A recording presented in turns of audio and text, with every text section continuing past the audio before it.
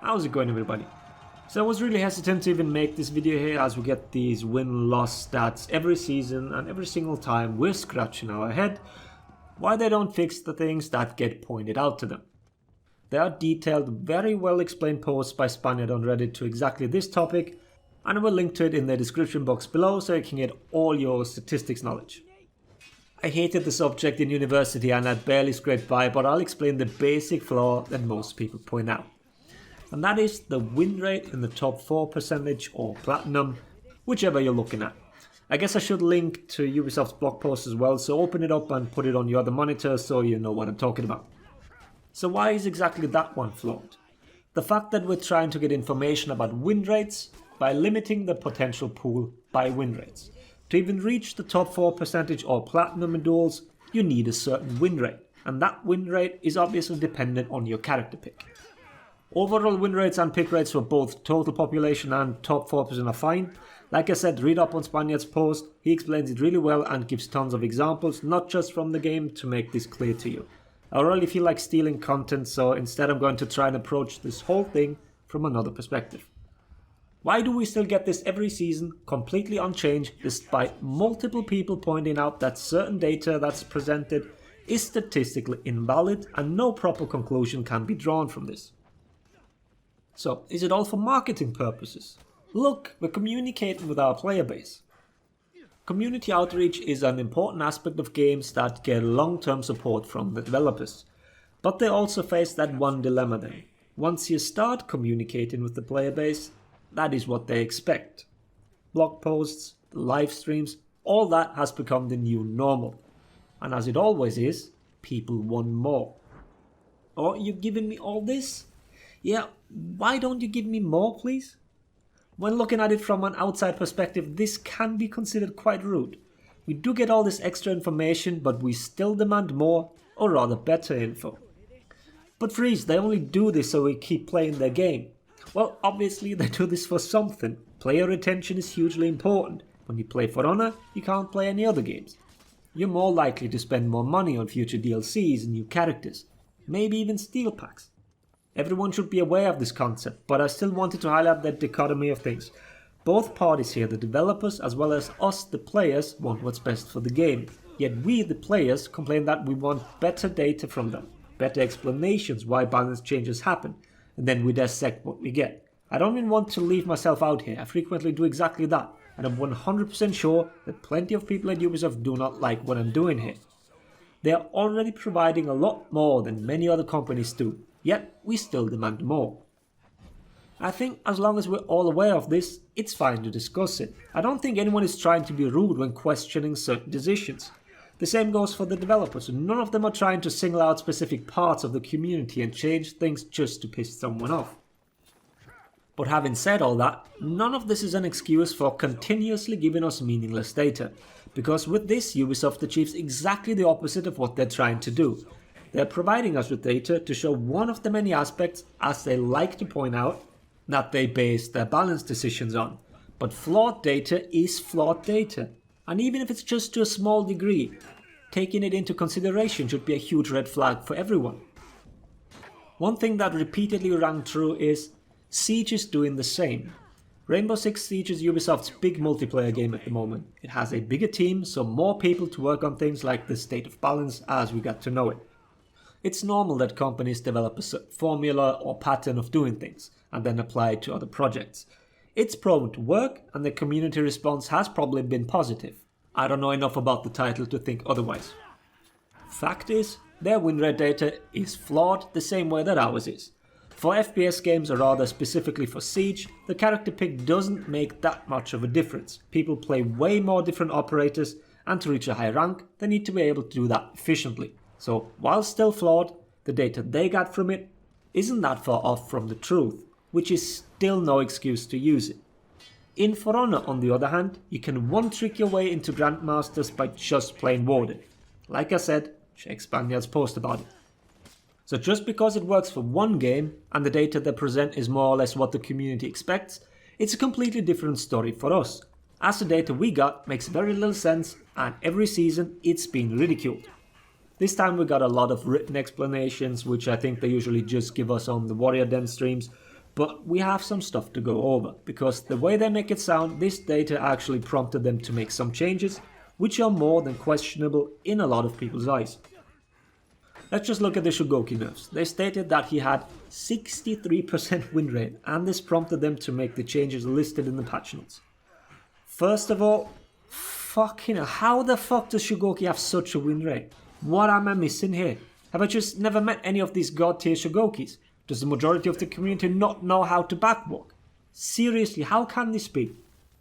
And even if you ask the community what their problem is when facing the character, you probably get it's his 50-50 answer.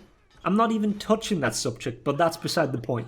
Ubisoft's choice was to nerf the hyper armor on the lights and the GB vulnerability of the charged heavies. I know that the first time I heard it, it was used as a joke, but the singular light spam of Shugoki seems to be a problem in the dev's eyes, or why else nerf the hyper armor on it? My patch rundown video has shown you that this change did nothing in terms of frame advantage and still trades or interrupts when mindlessly spamming the light button. If you remember, my initial thought was that this change was targeted at the reaction monsters, but as it turns out, this is their attempt to lower Shugoki's overall win rate. Which obviously it won't. If someone had trouble with his singular light spam, then they will still have it. Very little change in that regard, and people that have trouble getting away from the hug. Same here, nothing changed. If Shugoki's win rate goes down, then it's from other factors, aka more strong heroes in the roster, or people actually improving. This is the problem I tried addressing initially. Once developers share their thought process, they also open it up for scrutiny. Sharing the full reasoning behind it would be way too much for a single blog post and also completely unnecessary, but in this specific instance here, it just creates more questions than it answers. Basically, they are caught between a rock and a hard place. They try to bring down the win rate of a character that's too high in the data, which is perfectly fine. The disconnect now comes from the character being that high in the first place, and then the changes that they attempt in bringing it down. For Honor is a very unique game, and it's more than understandable that sometimes what seems to be the case and what actually is are completely different. Identifying the issue and then dealing with it accordingly are completely different things. As we can see here, identifying looks to be the harder part. Let me give you another example where we faced the issue the exact other way around. Aramusha is the character. He's sitting on top of the Dominion win rates. Once again, why? How does that happen? If you remember, I made a whole video explaining why Aramusha has seen a surge in popularity in competitive play and why he went up in the tier lists. One of the biggest caveats I brought forward was that he is extremely hard to play. Aramusha, in the context I gave you, wasn't a character that you could just simply pick up and do well, as its use was very technical and you needed to know exactly what you're doing. Otherwise, you'd just be a completely useless high damage hero with no offense. For that very reason, his win rate shouldn't be anywhere near where it currently is. But this time, the devs correctly identified one of the reasons that made him so strong. Front-loaded damage in his chains, 40 damage side heavies that get confirmed by friendly bashes, combined with low GB vulnerability back when I made that video. The GB vulnerability got fixed already, and the high damage will be lowered once we get the core combat update on August 6th. Now here's the question, will this actually change Aramusha's high win rate? No, it won't, because these changes only address Aramusha at high level. He was used to confirm high damage that was hard to punish. But the real reason his win rate is so high is because the win-loss matrix includes all platforms. And light spam is the name of the game on console according to many players. So a character that has an infinite light chain as well as access to soft fainted founded MS lights, well yeah, that character is pretty good when the piece of hardware you play on gives you an inherent disadvantage when it comes to defensive play. I'm not blaming any console player for struggling here, but this quote-unquote light spam will not be fixed with the upcoming changes. It'll get worse, which will solidify Aramusha's place. Which brings up another problem. Aramusha is a character that has issues, but he's held back. Well, he's held up, I guess, by mechanics that only work at low levels of gameplay and on bad setups. I guess that means bad news for all Aramusha players, as I can't see any major changes coming for him as long as the perception of balance is represented with things like we've seen in the latest blog post. Alright, I don't know how this video came off in the end. My intention wasn't to blame anyone here, rather to point out how difficult it is to even attempt to balance a game like For Honor. What might seem completely logical from one standpoint might be contradicted by numbers, and the other way around. If you want to take anything away from this video, then let it be that. And that statistical validity is important when presenting data. Please, Ubisoft, it's been pointed out repeatedly. Please change it up next time, okay? Alright, hope the video was interesting. Thanks for watching. Laters, everybody.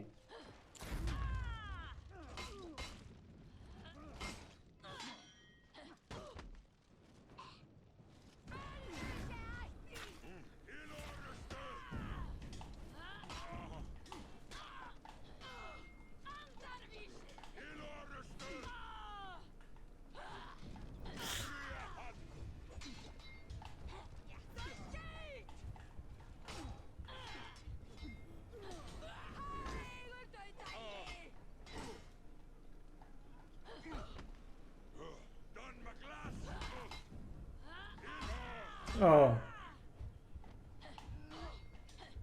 Enemy team is breaking.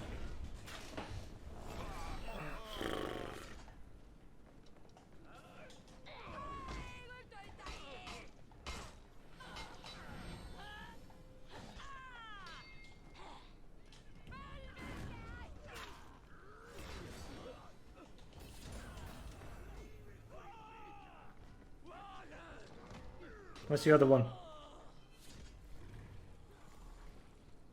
See, go, go, go, go, go. Move out the way, noob. I should never be calling someone a noob. Okay, buddy. I'm the Chevrolet Corvette and everything in between. He dodged into it. He killed himself. Retard.